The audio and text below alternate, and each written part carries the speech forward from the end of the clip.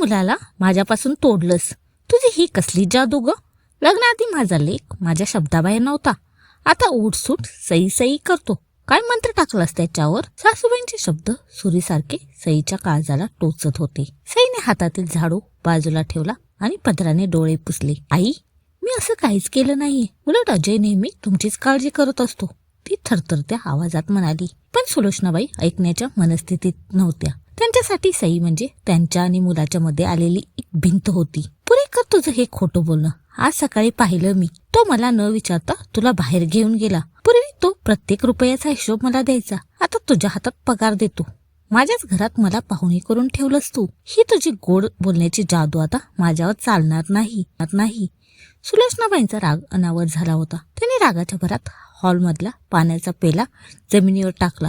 काचेचे तुकडे विखुरले गेले. सई काहीच बोलली नाही. ती मुकाट्याने तो काचेचा कचरा सावरू लागली. रडतानाही तिला भीती होती की एखादा तुकडा सासूबाईंच्या पायाला टोचू नये. तिला आठवलं, गेल्या महिन्यात जेव्हा सासूबाईंना तीव्र ताप आला होता तेव्हा सईने सलग 3 रात्री डोळ्याला डोळा लावला नव्हता.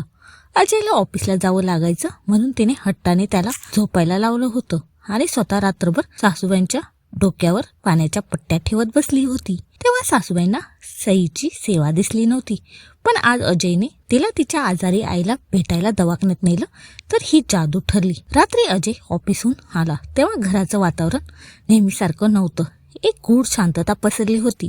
त्याने पाहिलं, सई किचनमध्ये डबडबल्या डोळ्यांनी पोळ्या लाटत होती. तिच्या हातांची हालचाल यांत्रिक झाली होती. अजयने हळूच आईच्या खोलीत डोकावून पाहिलं तर सुलोचनाबाई तोंड फिरवून पडून होत्या. तो सईजवळ गेला आणि तिच्या खांद्यावर हात ठेवला. काय झालं सई? पुन्हा आई काही बोलली का? सईने काही न बोलता फक्त मान हलवली. पण तिचा हुंदका रोखता आला नाही. अजयला माहीत होतं की आईचा स्वभाव कडक आहे. पण आज परिस्थिती हाताबाहेर गेली होती. त्याला समजलं होतं की नुसतं समजावून सांगून आता भागणार नाही. तो शांतपणे हॉलमध्ये गेला आणि त्याने आपल्या जुन्या कपाटाच्या तळाशी ठेवलेली एक डायरी बाहेर काढली.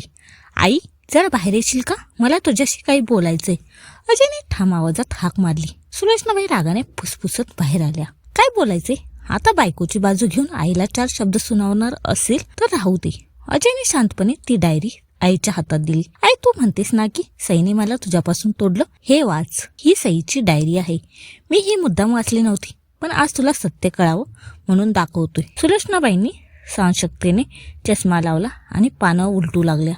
डायरीच्या पहिल्या पानावर लिहिलं होतं, आज आईंचा वाढदिवस. अजय कामाच्या गडबडीत विसरला होता, पण मी त्याला आठवण करून दिली की आईला ती जांभळी पैठणी किती आवडते. त्याला बजावून सांगितलं की साडी स्वतःच्या हाताने आईला दे, कारण सून देण्यापेक्षा मुलाने दिलेल्या भेटीचं मूळ त्यांच्यासाठी मोठं आहे. त्या माझ्यावर रागावतात, पण त्यांचं प्रेम लेकावर खूप आहे हे मला ठाऊक आहे. दुसऱ्या पानावर सईने घर घेण्याबाबतचे विचार मांडले होते. अजयला नवीन आणि प्रशस्त घर घ्यायचे, जिथे सगळं मॉडर्न असेल.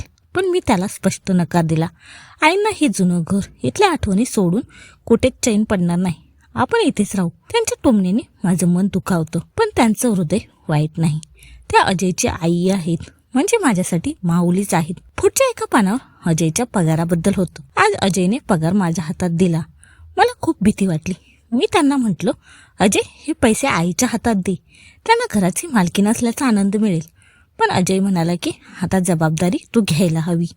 मी ठरवले, मी पैसे जरी सांभाळले तरी खर्च मात्र आईंना विचारूनच करेन. डायरी वाचता वाचता सुलोचनाबाईंचे हात थरथरू लागले. त्यांच्या डोळ्यासमोरून गेल्या वर्षभरातल्या अनेक घटना सरकू लागल्या. ज्या सुनीला त्या घरपोडी म्हणत होत्या, ती सून गुपचूप या घराच्या विखुरलेल्या भिंतींना प्रेमाने सांधत होती. ज्या मुलाला परका झाला म्हणत होत्या, त्याला संस्कारांनी बांधून ठेवणारी ही सई होती. अजय म्हणाला, आई, सईने मला तुझ्यापासून तोडलं नाही, तर तिने मला एक चांगला मुलगा आणि माणूस कसं व्हायचं हे शिकवलंय. तुला वाटतं की मी तिचं ऐकतो, पण आई, मी तिच्यातल्या या निस्वार्थीपणाचा आदर करतो. ती तुझा अपमान कधीच सहन करत नाही, अगदी माझ्याकडूनही नाही. सुलोचनाबाई सुन्न झाल्या. त्यांना स्वतःच्या विचारांचीच लाज वाटू लागली. त्या हळूच उठल्या आणि किचनच्या उंबरट्यावर गेल्या. सई अजूनही तिथेच उभी होती. तिचे डोळे जमिनीकडे झुकलेले होते. सुलोचनाबाईंनी सईच्या हातातलं लाटणं बाजूला ठेवलं. सई दचकली. तिला वाटलं आई पुन्हा ओरडणार, पण त्याऐवजी सुलोचनाबाईंनी तिचे दोन्ही हात आपल्या हातात घेतली आणि ढसाढसा रडू लागल्या. सई, मला माफ कर ग पोरी. मी मोठी असूनही आंधळी झाले होते. तू जादू केली होतीस हे खरं आहे, पण ते चेटूक नव्हतं, तर ते तुझे संस्कार आणि तुझी सहनशीलता होती. मीच तुला समजून घेण्यात कमी पडले. सईने सासूबाईंच्या खांद्यावर डोकं ठेवलं आणि सासू सुनेच्या नात्यातील तो कडवटपणा अश्रूंच्या वाटे वाहून गेला. आज पहिल्यांदा या घरात सासू आणि सून यांच्या पलीकडे दोन स्त्रियांनी एकमेकींचं मन जिंकलं होतं. तुमच्या घरातही अशी सई असेल तर तिच्यासाठी एक हट द्या आणि अशा कथा ऐकण्यासाठी सबस्क्राईब नक्की करा. धन्यवाद.